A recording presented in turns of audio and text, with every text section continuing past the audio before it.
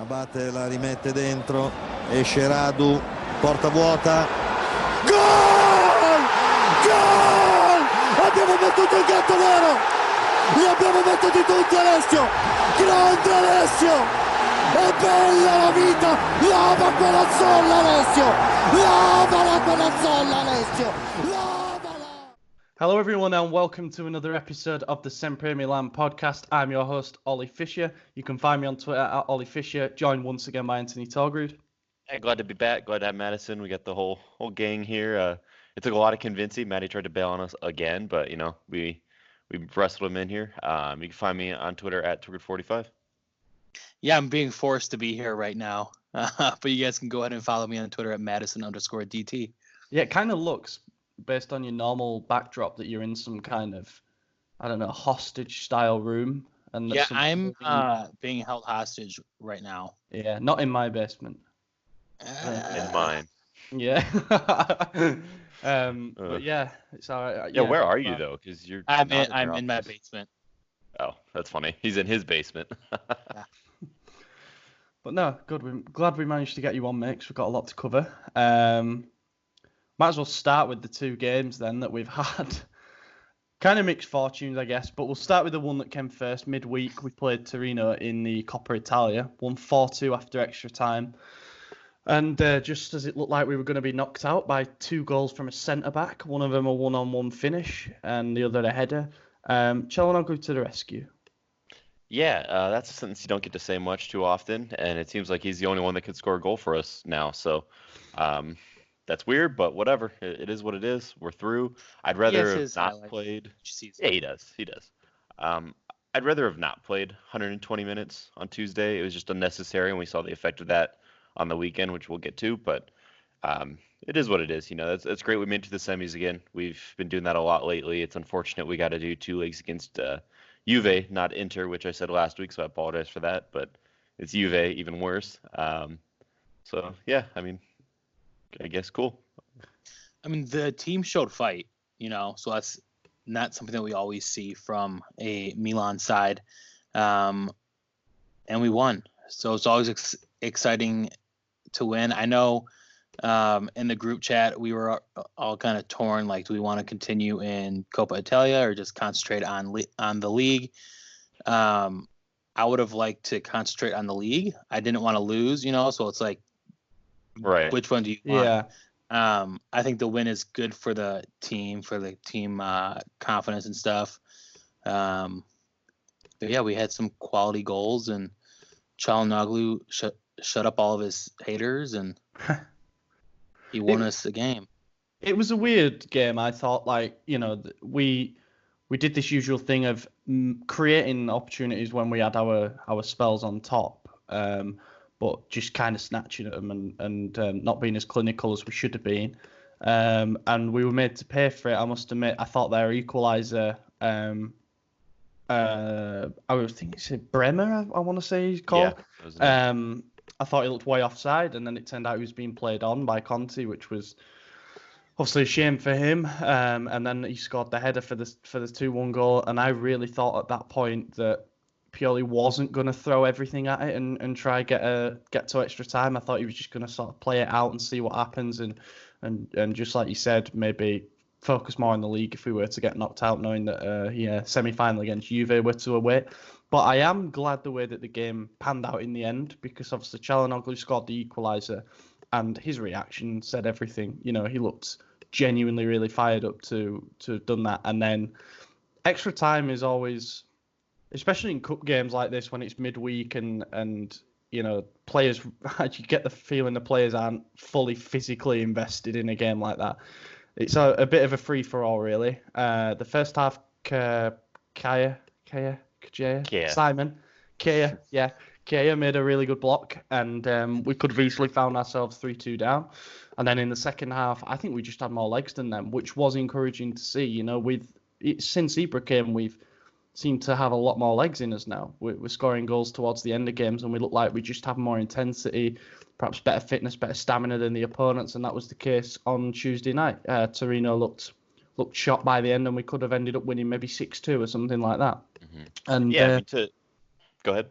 I was just going to say it shouldn't have even gone to extra time, because once we equalised, Leao put that chance on a plate for Ibra, who fired over again from about 6 yards out, or fired off target. And then did you see Leao's reaction? Yeah. Booted the advertising board and broke a panel.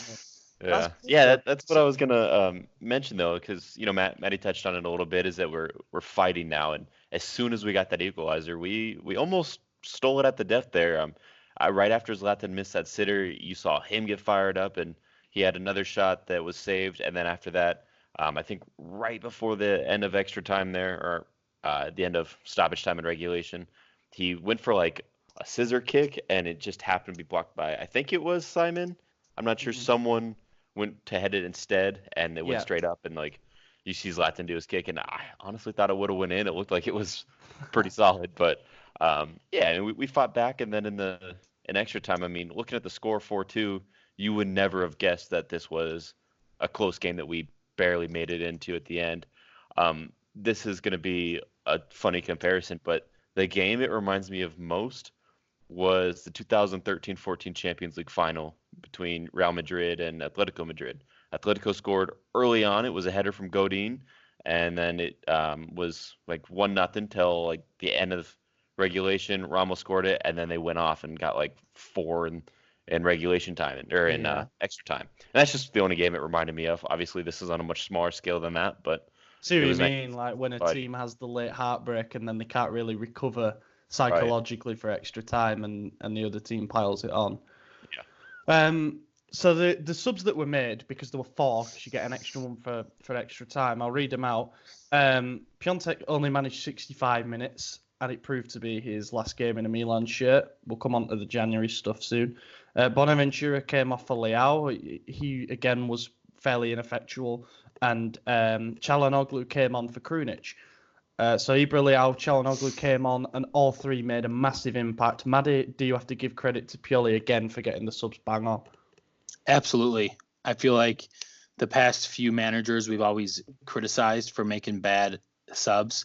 I know not only for AC Milan, but Everton, man, that coach made some horrible subs. So it's so nice to see a manager make quality subs, and then also get the respect for it, because I feel like the last couple of games it's always been Zlatan, and Pioli has not gotten the respect that he has deserved, and he finally made the right choices. We won the game in extra time, and he got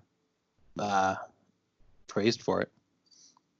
Yeah, the strain, again, like if I was to put an analogy on the game, or particularly how he handled the subs, it was kind of like if you do a FIFA career mode and you've got a cup game and you just rest all your entire team. Yeah. But you keep your 3 probably, or you keep 3 difference makers on the bench, and it's like if you need a goal, you just get all 3 of them on, and hopefully that's that.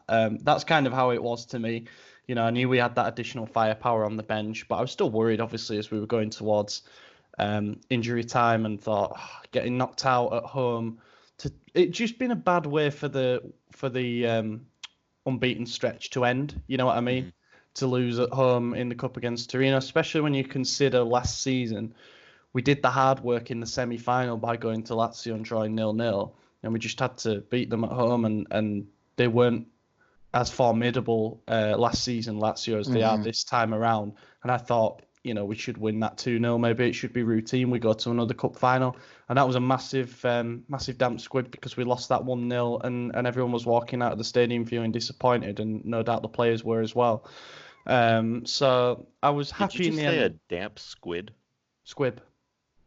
Okay, I've never heard that before. You've not heard that expression before? I just let it go. I was like, I'm not going to question that. That might be an English thing. We don't say that here.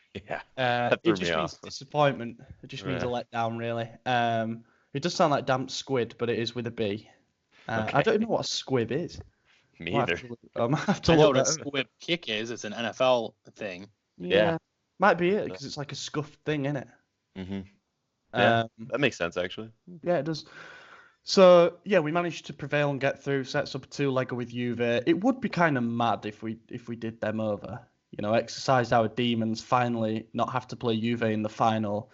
But then it's like Inter or Napoli waiting. But we'll cross that bridge when we come. I would love a derby final. We have to get by Juve, but I would love to play Oh, I don't want to lose that.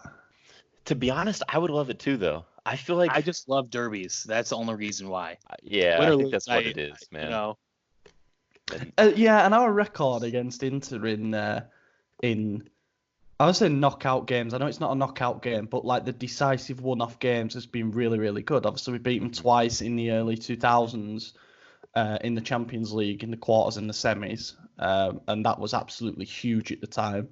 And we've beaten them in a lot of Coppa Italia games in the past. So yeah, it would be kind of cool, and it'd be one of them where it is a complete one-off as well. Can you imagine if Inter didn't get a trophy after the season that they've had?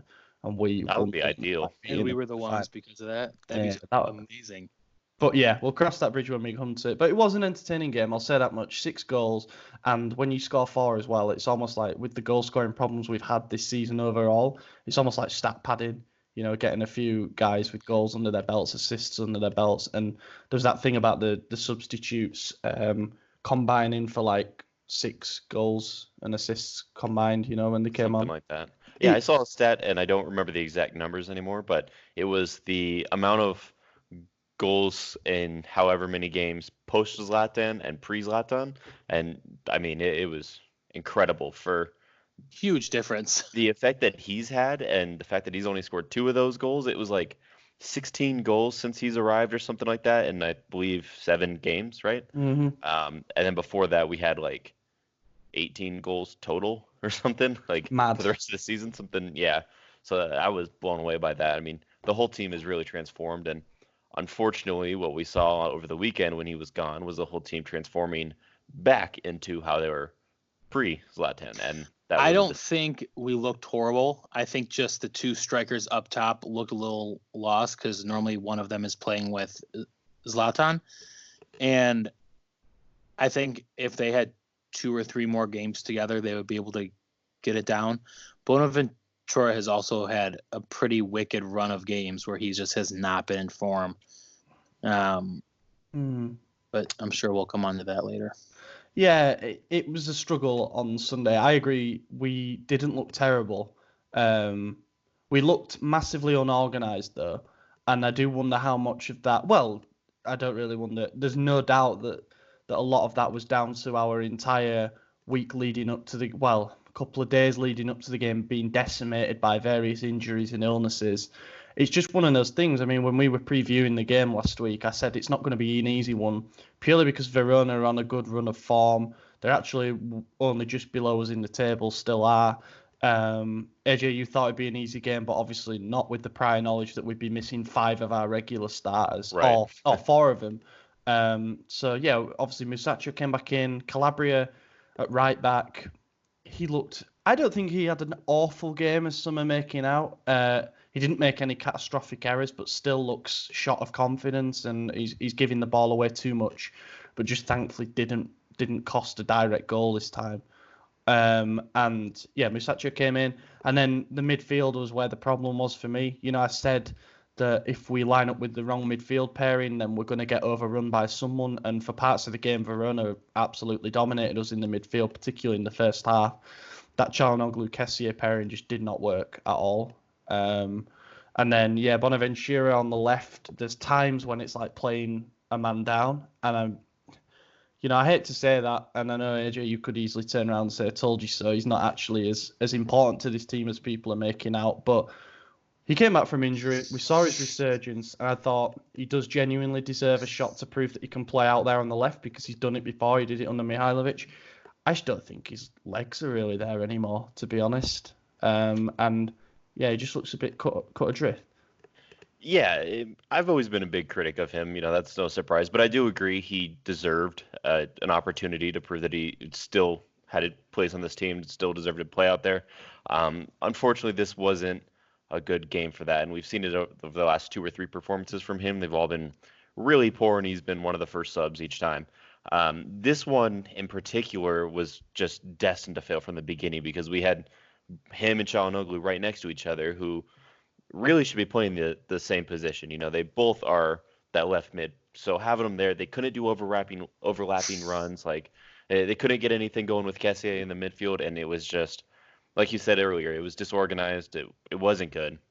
And once we switched it up, we didn't have the importance of Benacer was really highlighted to me, more so even than Zlatan, I think, because even if we had without Zlatan, if we had Benacer once Verona had the red card, I think we could have found a goal. I mean, we pushed really hard after that, and we looked organized at that point. So adding someone who actually organizes our midfield and our game would have been huge for us, and I think we could have pulled out the win. I predicted going into this run that I think we were going to win 6 straight leading up into the Derby. I'm happy we got 5 in a draw. That's not bad at all. But we didn't lose any games. Exactly. Leading Still up to undefeated. We should have lost that. I think we should have lost that. They hit the post twice. You say we hit the post late on with Castillejo, and I don't think he's been hounded enough for that. That was a straightforward chance. Oh, it was blocked, was it? Yeah, it was. I only saw the instant replay at the time and haven't seen it back since. But the amount of posts that were hit in that game was ridiculous. We did not deserve to win at all. No, but they hit the post 3 or 4 times in 10 minutes, and then after that we hit it twice. Yeah. Yeah, it was and theirs weren't hitting the outside of the post. They cannoned back off the post where it's like 2 inches that way, and it's posted in without doubt. I mean, it's very rare that we do this, but were either of you impressed by how good Verona were? Yes. Yeah, I would say we also specifically Amrabat. Semi-poor. Amrabat, I don't know his name. The guy that got sent off. Yeah. Amrabat, yeah, whatever. That guy was really good. Props to him. Could not have been happier to see him sent off because that was the turning point for us. And like I said, if we had just one more of our key players that was missing, I think we could have pulled it off. It was like 2 separate games from the first minute to the 77th or whenever that red card was all Verona all day. And then from then on, it was just us attacking after attack. And we just couldn't find the back of the net, unfortunately. But it is what it is. A draw isn't a terrible result given the way that game played out. But you feel like you could have you feel like we could have stole it, even though we probably deserve to lose. So it's one of those, isn't it, where the context of the result won't be understood until towards the end of the season. When we got towards the end of last season and we were looking back at those silly home draws and thinking if we could have just found a way to do that, we'd be looking at a 5-point gap to 4th now, and all of a sudden psychologically, where we were 4th place through 8th place drop points, and we couldn't capitalize on that. So I know, and the others must have been pissing themselves, really. I mean, Roma looked pretty bad, I thought, at Sassuolo. That was Sassuolo's first ever victory against Roma. Really? Yeah. Yeah, they looked good. I think 16 games or something like that. One thing I will say about Sassuolo is when they look good, they do look very good. And Boga in particular just used his class. I would have loved to pursue him perhaps more aggressively in January. I think he maybe could have done a job on that left side for us. We've seen how bad Bonaventura's form has been. But just going back to the Benacer thing, I'll throw a question in that we got from Razin Rahman. He says, do you think that defensive midfielder is the core focal point in any team? If yes, why didn't Milan bring someone in that position in January, knowing that our backup's already injured? It's an interesting point, is this, because obviously the Mercato's shut since we recorded last, but we were talking about, I said I was fairly confident we'd get the Florentino Luis thing over the line from Benfica. Didn't end up happening. They decided to take the player off the market with 48 hours to go, I think, which is fair enough. It's up to them to do that if they want.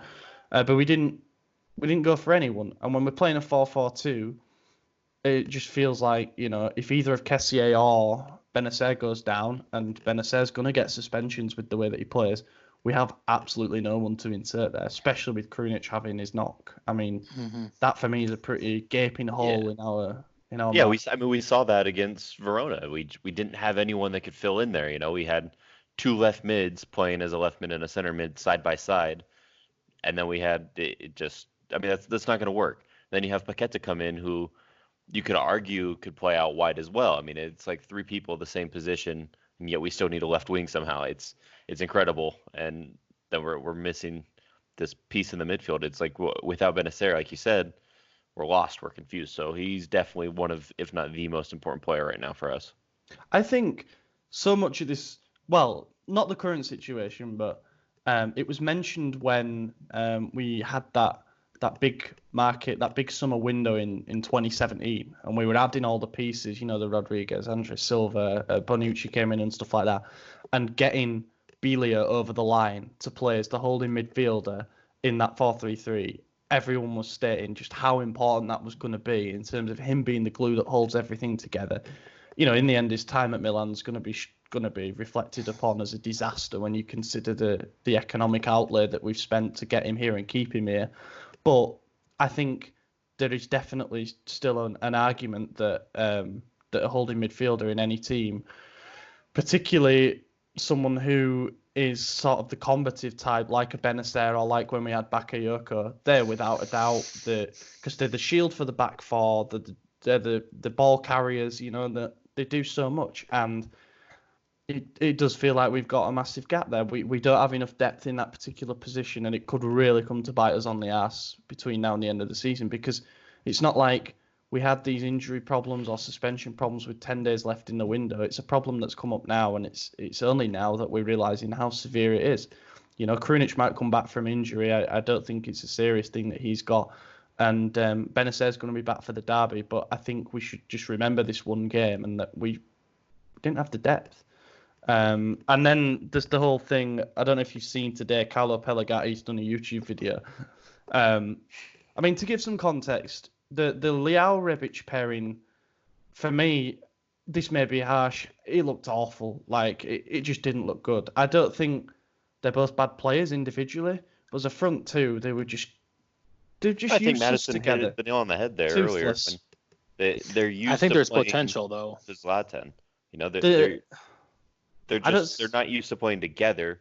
They're used to being the accessory to Zlatan, like Madison. They shouldn't have to play together, in my opinion. Like they're both left side. They should both be looking at that support striker, on the left row. When you're playing the 4-4-2, do you want to switch up the formation just because Zlatan's injured, or do you want to keep the rest of the team training in that formation and just play with them two up top?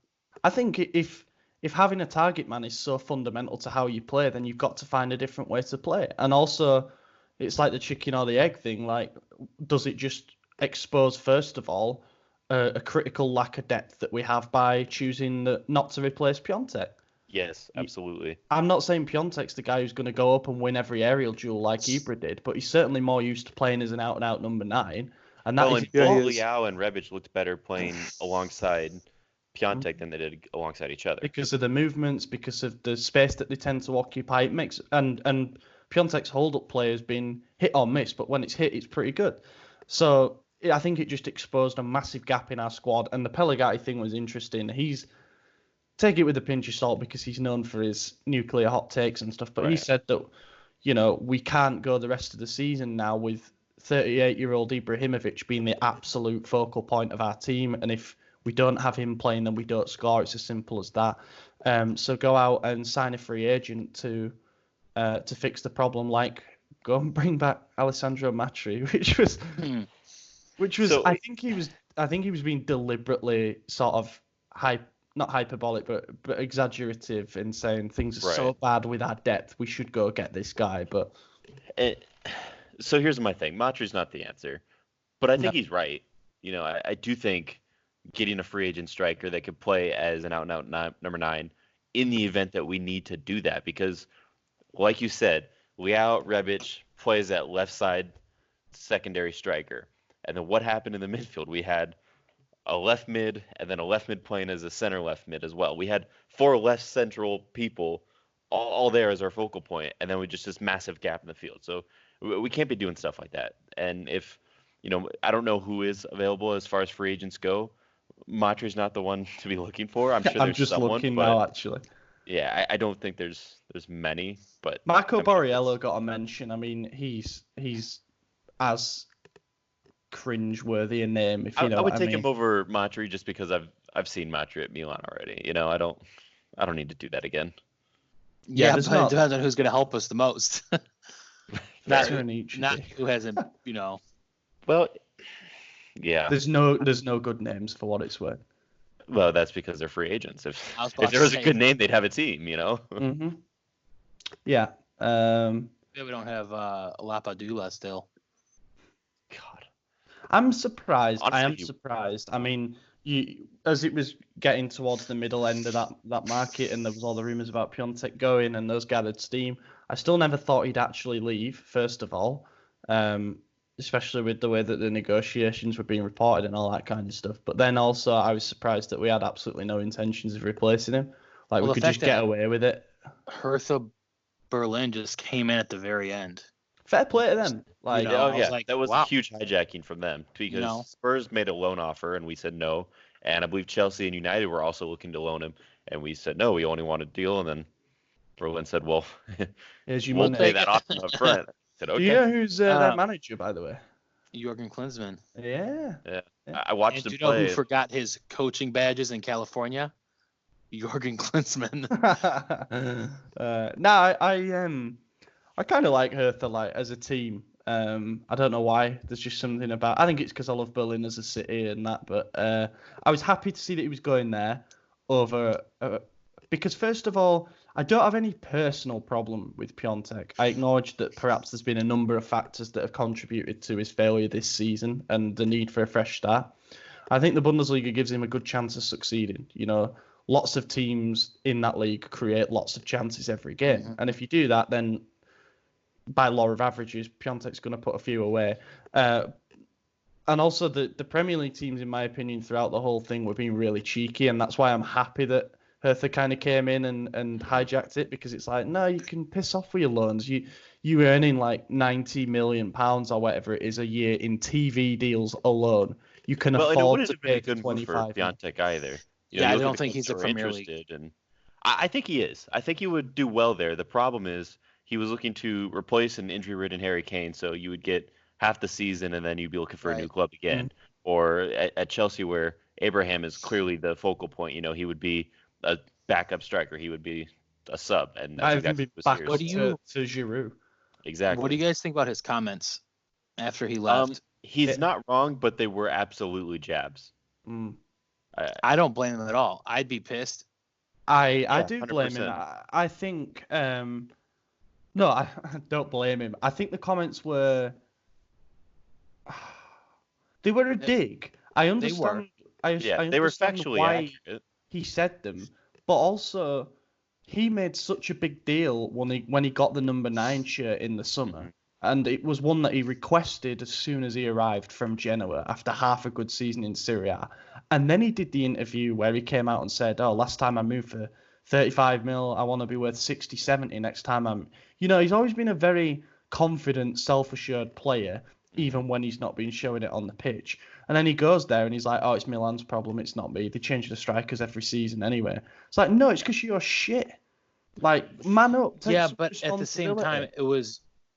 I guess I looked a little bit deeper into it, where Milan does have a problem and they don't keep faith in their strikers. And I agree, we don't. We are looking for a 2011 Zlatan to come in after we shipped him off to PSG, and we have not been able to find that same player. Instead of recreating a new striker, we're looking for that same old striker. Well, and it's true. We haven't stuck with anyone. When we had Carlos Bacca, he put in 26 goals his first season with us. Some great numbers. People hated him. And the next season he still did decent. I think he had 16 or 18 in that range. 18 in the league, yeah. And then went out on loan because. And then we shipped him off for no good reason, And I remember after that summer window, it was a summer window that he had left, I believe. He was, everyone was saying he's going to leave or whatever, and he didn't want to leave. He kept saying like he's here to stay. He played the first game this season, got a hat trick, and then we shipped him off right after, And I was like, come on, like we got to show some faith to a guy who's done us right. And I think Bacca is it's one of those that feels like an unfinished, harsh end to his Milan career, really. And there's been a few like that. I do understand why Piatek. I think Piatek is perhaps a little bit angry, and he feels a bit upset that the club have cast him off after 6 bad months. For a 38-year-old. Technical difficulties. And I understand that. However, if he was that bothered, I think he could have potentially stuck it out and known that he would get opportunities. One of them would have come on Sunday. I get it. Perhaps he didn't want to leave necessarily, and we accepted the bid. And next thing you know, he's in Berlin doing his medical. We don't really know how, football transfers work inside out, how quickly things can get done, etc. But just like, if you really do care that much, then perhaps don't take a jab 3 days after leaving or whatever it is. But I do genuinely wish him well. I hope he does do well. I think he's going to succeed in the Bundesliga too. I think it's a very technical league. Yeah, and Hertha seem to have been on a bit of an upturn. I just sort of looked into them. Their last manager, they weren't doing too well under. They're in a relegation battle, but they've had some decent results under Klinsmann. So give him a second season and he'll make it collapse. Yeah. He's gotten fired from every job that he's had. He came on around like the 66th minute or so, I think, and he almost scored a winner for him. It was a banger, too, from like 20 yards out, and it just skimmed the crossbar. And was that against Schalke? Yeah, I think it was. David Wagner's Schalke, of course. Yep, I know. I kept seeing Klinsmann and Wagner. I was like, whoa, this is they're weird. Both German-American, aren't they? Right, yeah. So that was a cool little matchup there. So, yeah, Piatek gone. Suso gone. Unhappy? Happy? I'm happy. I'm both. I don't think we got a proper replacement. I mean, we got Salamakers, but we played him as a right back. So there's that. And a lot of people that watch him in Belgian football, at least that I've seen on Twitter, have said that he's more of a right back characteristically anyways. So I foresee that kind of being the role that he takes over anyway. So I feel like we didn't replace him. What's that? It does make me wonder, He looks to me like he could be ideal wingback material. From what I've seen, he was playing pretty far up and was. I get that. We were pushing for a winner against 10 men and stuff. We're gonna switch to a 3-5-2, man. Yeah, that's what I'm thinking. I really think we're gonna switch at some point. Although now except we didn't get a center back when we don't have any central midfielders, and also we don't have a center back. That's why but I think I feel like they offloaded players so they could invest heavy this coming summer. Well, actually, it was more of an FFP thing. I'll drop a little, record like an 80 million profit or something like that. So that was kind of like a FFP, chill. Can I drop in a question here? Oh yeah. Go You're the host. I was like, comes what? from the Rossoneri podcast, Sweden.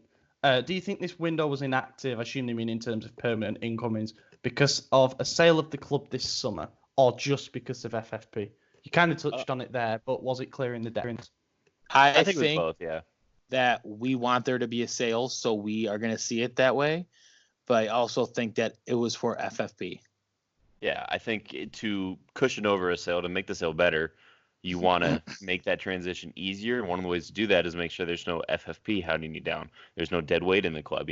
A new owner comes in, sees a lack of depth. Now they get to sign who they want. They don't have to worry about kicking players out the door that they might not be interested in. Obviously, some players are going to leave over the summer if a sale comes in, but the majority of the ones that look likely to leave have gone. But it definitely helps to be in the good graces of UEFA. Mm-hmm. Yeah, without a doubt. They do a little mini editorial thing about like adding up how much we've saved in terms of salaries. It did come to around about 80 million. But it is great to be able to say to UEFA, look what we've done here. As you say, get back in their good books, and then in the summer, who knows? We may have a clean slate in terms of money to invest, or it may be a really, really clean slate, and it's like, okay, we're building again here. Well, even with new owners, that doesn't really clean your slate. You still have financial fair play from the previous owners.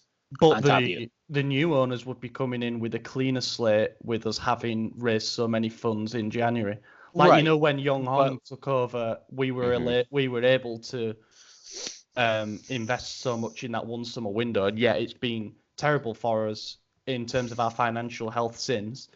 And I'm not saying that a new owner would come in and do the same, but if we've made sales in the January, then it gives us a bit more spending power in the coming summer, which is when we might need it. The other thing is every single purchase that came in was Zlatan was a 6-month deal, so I mean that basically is a loan. And all the other players were loans. Everyone has the option. Zlatan has the option of another year. What about Anthony Robinson? Fired. Fired. Ooh, I'm so upset about this situation. No, I mean, the reality is I'm not too upset about a backup left back coming from 22nd placed Wigan in the second division of English football, not coming through. Careful not to slander the Championship here, mate. They are like 2 places below Huddersfield. Well, I mean, that means you're in safety, and they're not saying so. much. Above the dotted line there, that's all that matters. I mean, I didn't expect a big impact. I wanted the player because he's American. I would love to have one of my countrymen here. Obviously, we have in the past, but this is one with a name I can pronounce. So I was really excited about that. You can't say Anyewu's name. I mean, it's neither can you by the sounds of it. That's how you say his name. Anyewu? Yeah, I mean, I could. I'd just rather not. He never played for us, so. No, right. I would. He played at the wanted Silverdome. Robinson, and I feel really bad for how the deal collapsed. But it is what it is. You know, we move forward. I doubt we go for him over the summer. It wouldn't make sense to. No, it wouldn't. Laxalt's here. He can do the same job for me. I forgot Laxalt. Laxalt was furious when he returned too. Yeah, I mean, he didn't want to come back. And that's another left mid we have on that was for the Verona game playing left back. You know. God. I wouldn't mind seeing Hernandez and Laxalt down the left side. Just give it a go, see if it works. But I don't think it's going to. How fast that would be! So much speed down that left side. It's up to you, whatever order you put them in as well, because neither can defend to save their lives. But so yeah, that was that. It was kind of a quietish end. I was hoping for one more big shot, as we always do hope, but it didn't happen. As I say, I think it was quiet in terms of permanent incomings because more overhaul may come in the summer. Just a bit disappointed we didn't even get a stopgap solution in at centre mid or as a backup to Ibra. Be that, I mean, Patania ended up at Napoli and we'd been linked with him for a long time. I think he would have done a job. It's just like when you look down to the Primavera and anyone who could be pushed up, it's not. It's just, you know, Daniel Maldini, who is not that mould of player. He's more of a. And I'm upset that his debut was wasted the way it was, to be honest. There's no reason to, and I'm not going to say he's going to be anything special because we don't know, but to bring in a name like that when there's like a minute left in stoppage time and we need a win, like that's not fair. Who else are you going to bring in? I wonder how much of it was to protect him. Sorry, like he can't mess anything up. All he can possibly do is score the winner. Otherwise, it's, you know. Yeah. It did kind of. It dominated the man. headlines afterwards as well. Like it's all I've seen is the Maldini dynasty continues, which is cool. Dynasty. Is that what they call it? Dynasty. Thanks for listening, everyone. We'll catch you. Now we'll move on. Derby Sunday. Just before us lads discuss it, managed to speak to Cammy Anderson from SempreInter about the game. Get his thoughts on Inter's season so far, their January window, on what he's expecting. So roll VT. Yes, delighted to be joined by Cammy Anderson of SempreInter. Cammy, welcome to the podcast for the second time this season. Hi mate, thanks for having me on. For those of you who weren't around for the previous podcast, you can find me on Twitter at Cammy Anders. Yeah, go follow him if you, for whatever reason, need a fix of Inter stuff. You know, you might want a bit of positivity in your life or whatever, because they're doing a little bit better than us at the moment. As mentioned, you were on for the last one, and I think it'd be fair to say things were a little bit tighter back then in terms of our two respective positions in the league. You're in a Scudetto challenge. What's happened? Antonio Conte's happened. I mean, I think that's the shortest answer for it. And obviously, Romelu Lukaku. It's been a match made in heaven. Conte's come in, revolutionised things, and kind of new coaching staff. The fitness coach who was at Real Madrid to kind of basically drug the players when they were winning titles left, right, and centre in the Champions Leagues come in. The players would run and run and run and run. And I mean, that's the same for us. Lukaku has been on fire all season. He's now, I think it's 20 goals in 29 games. He's got 6 in his last 6 league games. And, I mean, you can't stop him. I mean, could you go so far as to say he's like the second coming of Ronaldo? I mean, there is certainly similarities there. The pace is frightening. The kind of step over and feints, and his finishing's absolutely lethal. And, I mean, it's been a long time. I know we had Mauro Icardi, but Lukaku just does so much more for the team, and obviously we're massively benefiting from that. I would say Lukaku. I mean, when we spoke last time, we were kind of reflecting on the summer windows that we both had, and I think in agreement that, you know, we were jealous that you managed to get in the big names that you had, but acknowledge that probably Lukaku, given the price tag and perhaps given the second half of that season that he'd had at United, was a bit of a risk, with the economic investment. But he's started playing with ridiculous confidence, as you say, and he's almost like a triple threat. He's got the pace, he's got the strength, and he's got the finishing. And for that reason, I think on his day, he's probably the most dangerous centre forward in the league. And then, although you don't have him for the derby, Lautaro Martinez hasn't been that bad either, has he? No, I mean, Lautaro came in ahead of last season and kind of found himself behind the pecking order behind Mauro Icardi, and kind of found chances few and far between. And this season, Conte also changed the system up. We're now playing with 2 up top. Lukaku and Lautaro together are, much like Conte and Lukaku, a match made in heaven. The pair of them have got a developing partnership and can happily set each other up, can both score goals for fun. And I mean, it's absolutely lethal. And there's been a few stats out there about them being one of the most lethal partnerships in Europe for under certain ages. And I mean, it's a very frightening partnership. Yeah, they are. They're ridiculous. And I'm glad that you only have half of it for Sunday's game. Are you a bit annoyed that he got the red card? I am annoyed. I mean, it was, I don't even know what you could say. It was kind of stupidity on his part. I think the booking that led to him kind of mouthing off a bit was a bit non-existent. Him and another player went up. They both went down. He got booked. And I mean, I think he was quite right to protest, but he did go a bit kind of extreme. Then it all kicked off. He was sent off. And yeah, it all just kind of boiled over far more than it really had to. And as you say, we're missing him for the derby, but we do have Alexis Sanchez there. We have teen sensation Sebastiano Esposito, who we can call upon as well. And while it's not as good as Lautaro, I think the pair of them could certainly make a few problems for your side. Yeah, definitely, especially given we seem to have a few problems defending at the moment. I mean, we're keeping clean sheets, but there's certainly, the right side of our defence, which is to be exposed whenever, really.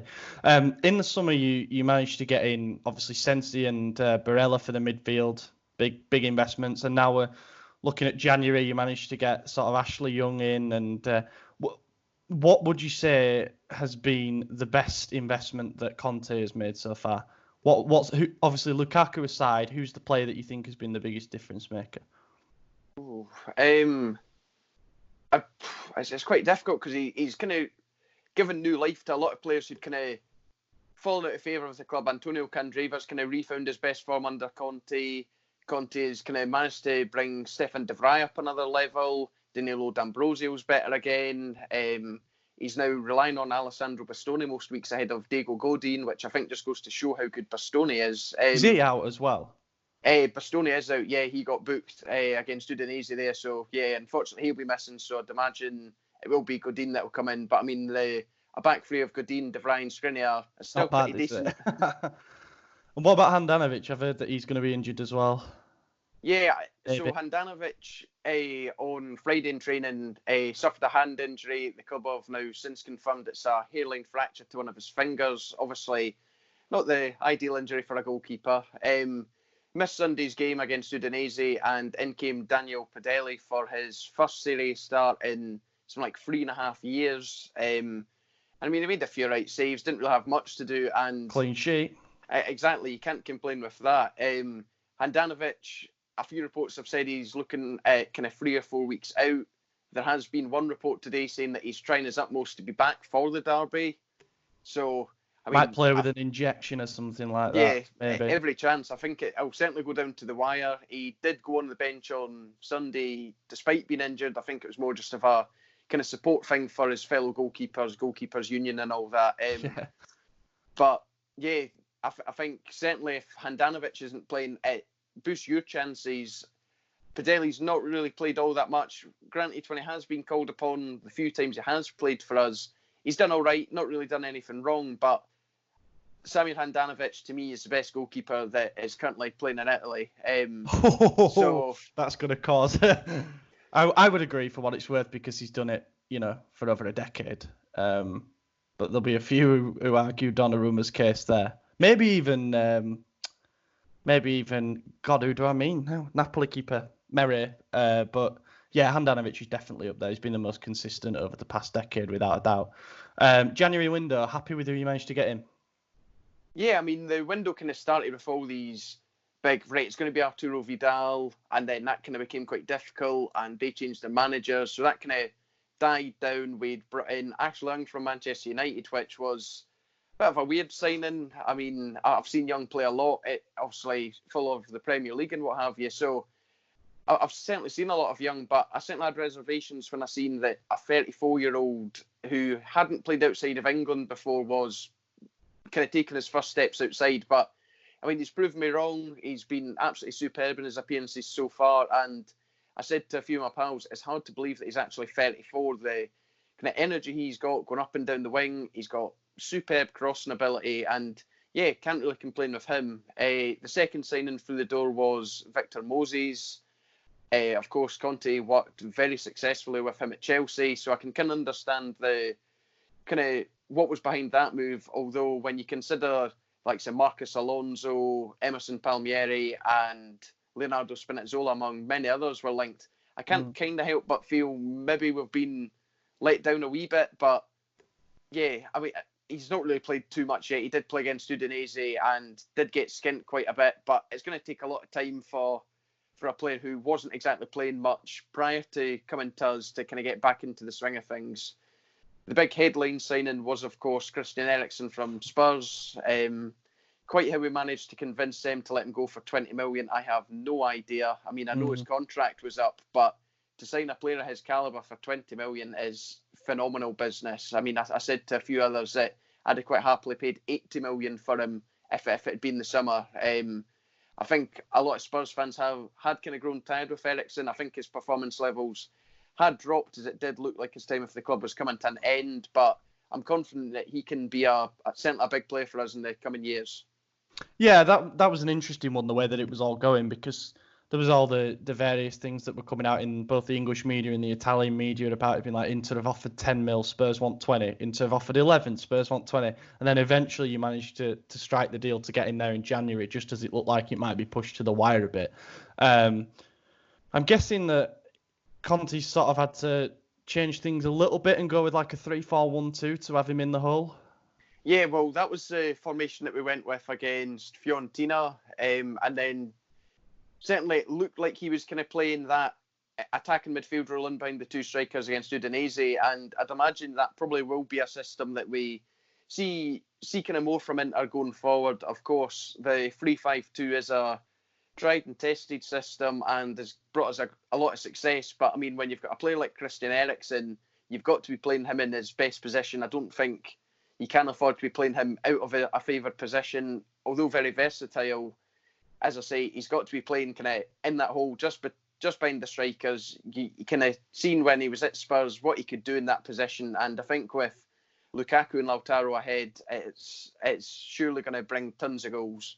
Yeah, I can't help but again be incredibly jealous. I think it's just one of those where it's probably the perfect name for the system and for what you're trying to achieve, and feeding such a deadly, front two. I can't help but think that that's going to turn out to be a masterstroke. I kind of hope I'm wrong on that, though. Yeah, we tend to struggle as well against teams who play three at the back and pack out the midfield, so that leaves me a little bit worried for Sunday's game, but we'll come on to that a bit more specifically. I said I wasn't really going to put you on the spot. This is kind of putting you on the spot. From an outsider's perspective, what do you think of the season that we're having?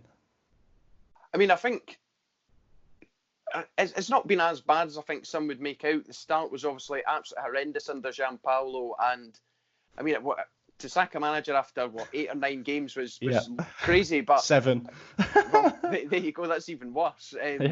Stefano Pioli obviously came in and took a wee while to get going, but I mean, I think I'd had a wee look before we came on at his stats. I think he's only lost 4 or 5 games since they come in, and he's played about 20 with him. So, I mean, I don't think you can really complain. Ante Rebic looked like he was gone, but he seems to have kind of come onto a game as of late. And, of course, he's brought in Mr. Zlatan Ibrahimovic. And, I mean, I think if there's anything destined to happen on Sunday night, it's him to find the back of the net. Yeah, I wouldn't mind seeing that happen, to be honest with you, assuming that that he makes it back for the game, because obviously he missed yesterday's game because he had flu and slight muscle fatigue or something like that. But I think we were resting him up for Sunday's game. Pioli obviously is someone that you know fairly well from that 2016-17 season, I think it was at Inter, when he came in and went on that really, really impressive run, and then it all fell apart a bit towards the end of the season when I think he lost something like 5 out of 7. But he's got this reputation as being the stabiliser. You know, he comes into teams that are in a bit of crisis and he manages to just get everything back to normal and back to basics, working on strengths and stuff like that. And I think I'd agree it's taking a bit of time, but we're starting to see the benefits of that now. What Gianpaolo was trying to do was bad for a lot of the players. You know, Suso in particular, who's been our main creative force, he's now out the door, but I think he's just a victim of, you know, the pre-season preparations and the first few weeks of the season when he'd basically been reinvented as an attacking midfielder. And it was just never going to work because he's so one-footed. And now we're back. We're playing a 4-4-2, which, you know, is kind of unheard of in Italy at the moment. There's not many teams that really play it, and we haven't played it since that 2015-16 season under Mihajlovic. But when Ibra's up top, we seem to have a focal point to our attack, and it's working out all right. But yeah, I am a bit cautious as well. I mean, you mentioned that I think we have only lost 5 games under Pioli, but 3 of those came in his first 6, and that was Lazio, Juve, and Roma that were in that stretch. So the theme is that we've lost to teams that are, you know, around us or above us at this point, and I'm kind of worried that might extend into Sunday. You're technically the home team for this, but we all know it's a bit of a, you know, mixed bag at San Siro for the derby and stuff like that. What kind of a game are you expecting? Are you expecting and you can be bold and say if you're expecting an easy win, or are you expecting a sort of scrappy derby? Because you haven't been in the best of form, it'd be fair to say, over the last few weeks. No, I mean, in the league, I think we've drawn, 4 of the last 6 or 4 of the last 7 after Sunday's result. So certainly things kind of, as it always does for us in January, the wheels kind of do tend to fall off. And I mean, now we're in February and we got that win on the 1st of February. So hopefully that's us kind of out the woods and kind of back to winning ways for good now. As you say, it's not been the greatest of form, but I mean, I think, and this goes for any derby, form completely goes out the window. Yeah. And the Milan derby is one of those games where you can't predict anything. As I say, form does not matter one bit. And I think there's certain players who are just made for these derbies. You mentioned Suso earlier on. I mean, he always seemed to step up his game, so I'm certainly glad that he's away. Ibrahimovic, mentioned him there. I think he's going to step up. Lukaku, for us, obviously stepped up last time when we played yous. So yeah, there's certainly a lot of players who I think will be out to prove kind of I'm the king of Milan or whatever. And obviously, Inter, we want to keep the kind of bragging rights, and you also want to win them back. So I think certainly a really, really tough game awaits both sides. I think that first goal is going to be massive for whoever gets it, and could well be kind of how things are decided. Yeah, I agree. As I kind of alluded to, I'm a little bit worried about how the two systems match up, because even though we've been playing better football and been creating more chances with the 4-4-2, we've also been getting overrun a lot more in midfield, and you can get away with that against the likes of, you know, Brescia, Udinese, even though we conceded twice, Cagliari, those kinds of teams. With all respect, we're not going to get away with it if we're giving Lukaku plenty of chances to score and stuff like that. So I am a bit worried about that, I'm not going to lie. And also, we've had a lot of inconsistency down the right side of our defence. You know, we've had Musacchio playing alongside Romagnoli, and then we signed Kaya from Sevilla, and he started something like 3 games in a row, but then he's come down with flu in the last week. So there's all kinds of selection, you know, dilemmas as to whether he gets dropped straight back into the 11 or not. So yeah, I think we've kind of had him. I think it was before that Torino game last midweek in the Cup. We had something like 5 players out through injury, and although a couple of them have come back, I just think that, you know, depleted legs and stuff have maybe come at the wrong time for us. That's why I'm actually pessimistic about how this game's going to go for once. I'll push you for a prediction. As I said, I think Ibrahimovic, if he makes it, I think he's destined to score. Do you really think he'll score? Oh, I mean, I think you just knowing him, he's going to be doing absolutely everything possible. He'll probably score the first one, but I'd like to hope that we can win 2-1. Although we're kind of missing a few players, I think Lukaku and form he's in, I mean, I don't think you can rule him out from scoring. And yeah, I'm confident that we should win this one. I mean, as I said, I don't think it's going to be anywhere near as easy as some might have you believe, but yeah, really looking forward to this one. Yeah, just quickly with those injuries and stuff, what do you reckon your 11 will be? What would it be? Obviously, we'd mentioned Handanovic is probably out, so I'd imagine Padeli will get his second straight start. The back three will be Godin, De Vrij, and Skriniar. Not bad. Left wing back will be Ashley Young. We'll have now. I'm not sure if it'll be 3-5-2 or 3-4-1-2. But obviously the three midfielders, a name next. Obviously you'll work it out from. So it'll probably be Marcelo Brozovic. He's now back after kind of injuries lately. Matheus Vecino, who we look set to bomb and punt him out the team, but kind of due to injuries and stuff, he's back.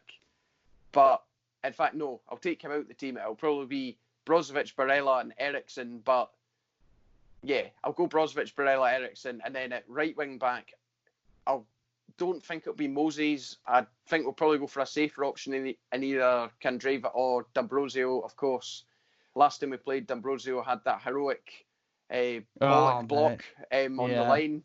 And then a front two of Alexis Sanchez and Lukaku. So, I mean, I think that's a pretty decent team, even though we're missing a few of the kind of big names who've been performing for us lately. But yeah, that's probably the team that we run with. Yeah, Sensi's out as well, is that right? I think he's doubtful. Him and Borja Valero have both been dealing with kind of muscle problems as of late. The only player definitely 110% out at the moment is Gagliardini on the injury front, and of course Lautaro and Bastoni on the suspension front. So yeah, just kind of need to wait and see what happens there. Yeah, could be a good matchup of two teams that are basically just bandaged together at the moment. And for the rest of the season, do you think you have I mean, I'm not saying this to sound disrespectful or anything, but do you think, given that Juve seem to have found that gear now, do you think you can still win the Scudetto? I mean, I don't want to get too carried away because this is Antonio Conte's first season. It's taken us a good few years to kind of get to this stage. Obviously, we've had a lot of different managers, lots of different personnel, and things are kind of finally starting to get there. Perhaps Conte has us performing a wee bit better than we could have expected, but I mean, I think I'd be quite happy if we managed to finish second and stay as close to Juve as long as possible. I mean, I think that will really make them panic in the summer if we've come really close. Of course, Lazio aren't far behind us and them either. So I think you could certainly argue that the gap is narrowing, but I think they probably are still favourites to win that just due to their kind of, eight titles in a row now. They've got that championship mentality. A lot of Inter's team haven't won many honours at all, and yeah, I think that probably will make the difference in the end. But as I say, just need to hope that we can stick with them as far as possible. Yeah, I would agree with that, to be fair. Must say Lazio are having an incredible season. So it's great to see it as a 3-horse race. And as much as I would like to see it be someone different, if it had to be anyone, it'd be Lazio. I can't have you moving on to 19. Europa League, are you bothered about that, or would you rather get out of that as soon as possible? I mean, I've seen a few folks say, right, let's get out of it, let's focus on the league. I think that's got a risky tactic. I mean, personally, I don't think there's that many decent teams left in the Europa League I mean, decent teams, I guess, but teams probably for better personnel than Inter, I'm not so sure. You have likes of Ajax, who are obviously had that wonderful run last year in the Champions League. I think Manchester United are still there and obviously won it a few seasons back.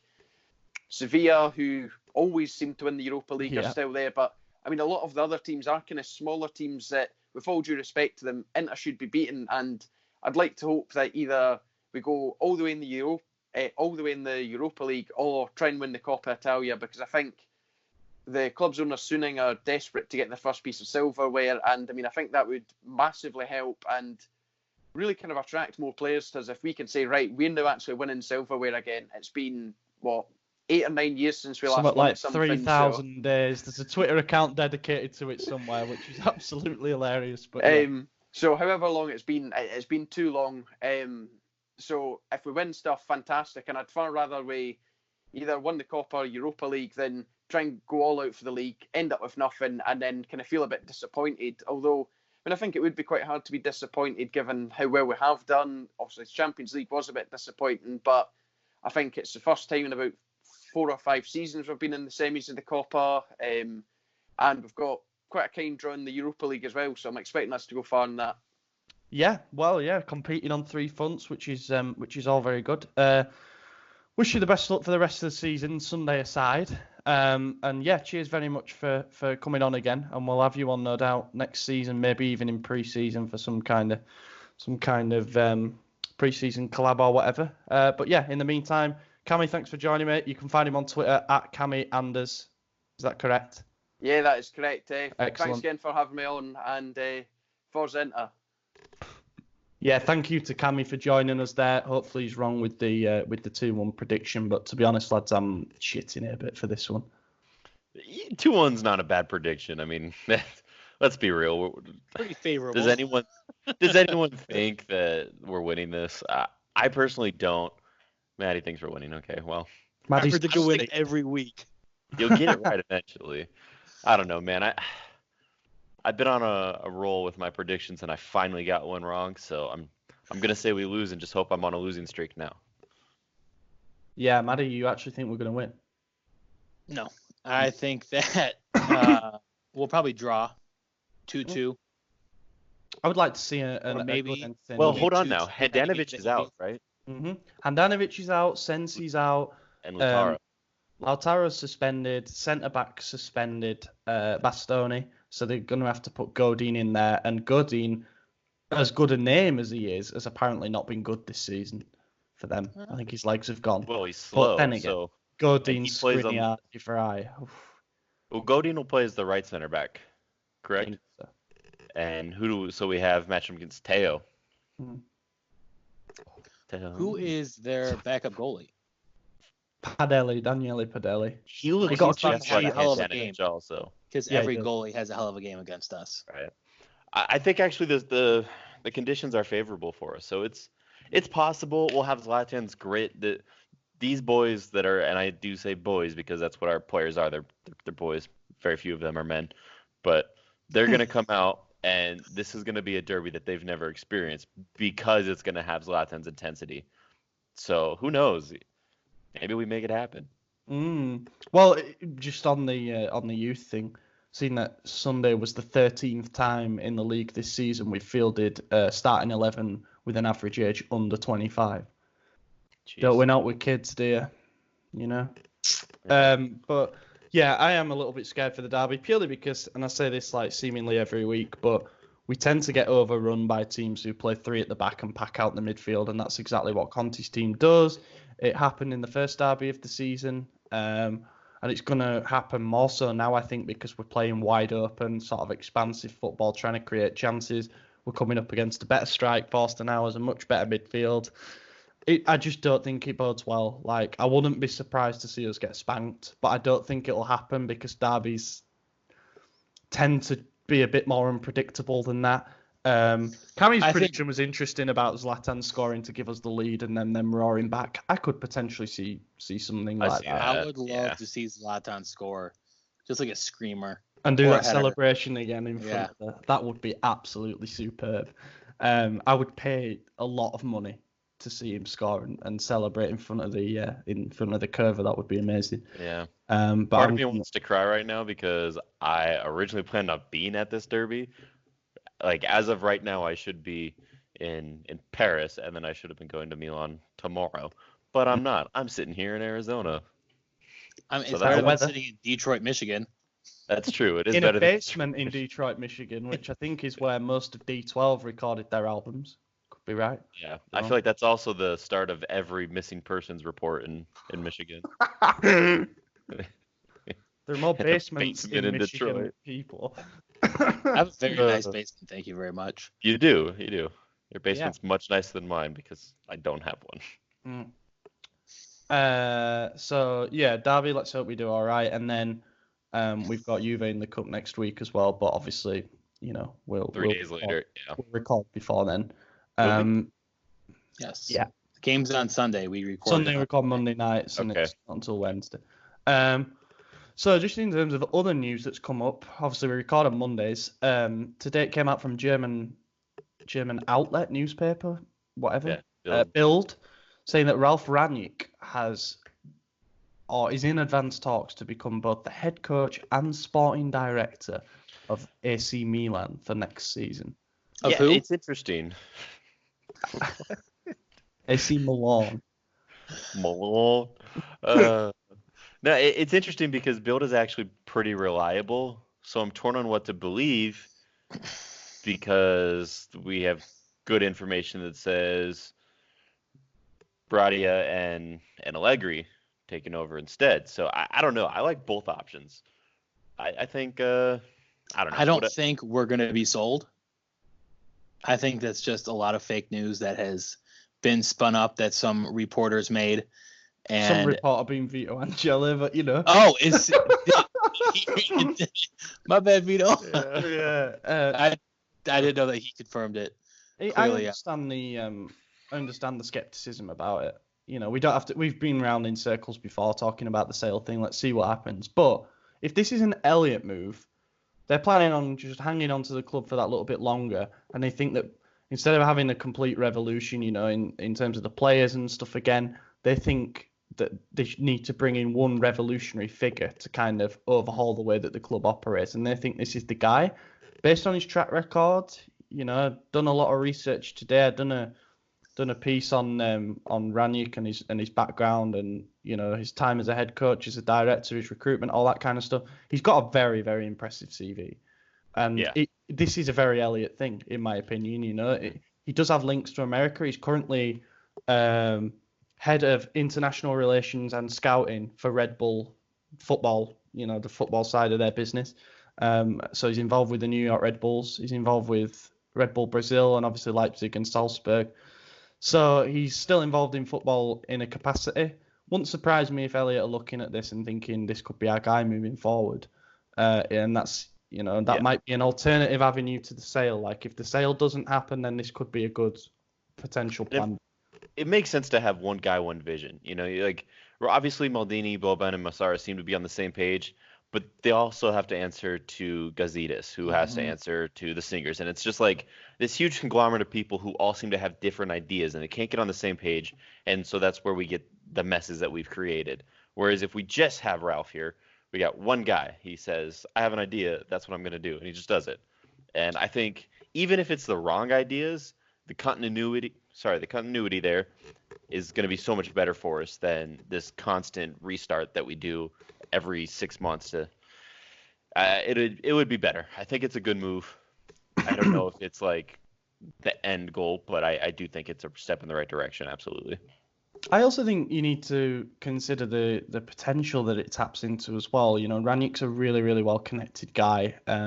He's got an important position at the moment, but obviously he knows the Red Bull football side of things. They are very successful at the moment. You know, even Salzburg, who are like the little brother to Leipzig at the moment, are achieving excellent things, playing amazing football. You know, they gave Liverpool their best game this season. Like that's the bottom line. Producing really good players.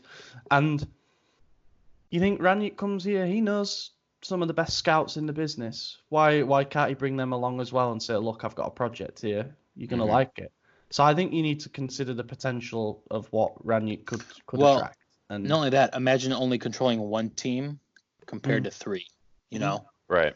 He doesn't have to divide those assets, you know? I can't imagine Red Bull would be happy with it, but, you know. Yeah, but, I mean, it is what it is. And you're right. I think just the allure even of Milan to those big scouts, like, obviously Red Bull is a global monster in everything that they do, even football, but the idea of saying, hey, like we're going to revolutionize AC Milan, that's going to entice a lot of high quality people, I think. More so than like, let's keep building Red Bull energy drink stadium, you know, like. Yeah, that would be cool new stadium name. It sort of came out from building in December, and then there was an interview that he did with calciummercato.it. He said that he's never had contact, etc. But when I was at the beginning of my career, I looked at the Rossinieri with great admiration. It was the 1980s. Arrigo Sacchi was sat on the bench, who managed to set up a team capable of dominating European football for a long time. I followed AC Milan and Sacchi's work with great attention. They played exactly the type of football I loved, and it's probably the team and the coach who have influenced the development of my job and my career the most. He's begging to come. like, I know he's saying he's inspired by our great teams, and GDS had a report saying that he wants to prove himself in Italy, and Milan's the team that he's waiting for a call from. So I think he absolutely he fancies one more big challenge. He's 61. You know, he could come here and build something over 3 or 4 years and really set us up and get us back to a top level. So I'd like to see it happen. I think he's probably one of the revolutionary sort of football minds of the last 10 years when you look at what he's done with Leipzig and stuff like that. And the one perhaps reservation is that he's held coaching roles and then stepped down because of exhaustion, and then he's gone back for a season but left early. I don't know. He's a bit of a wanderer, really, but if he's committed to it and stuff, then I'm all for it, really. Those were never as big of clubs as Milan, though. You know, with respect to them. I mean, he brought one club in Germany from the third division onto the main Bundesliga. Yeah, Hoffenheim, yeah. And I mean, now I don't know if they're still in the Bundesliga, but they were established for a while. Yeah. He did it with, obviously, Red Bull or Leipzig, whatever. Schalke was one as well, wasn't it? He brought them to a semi-final.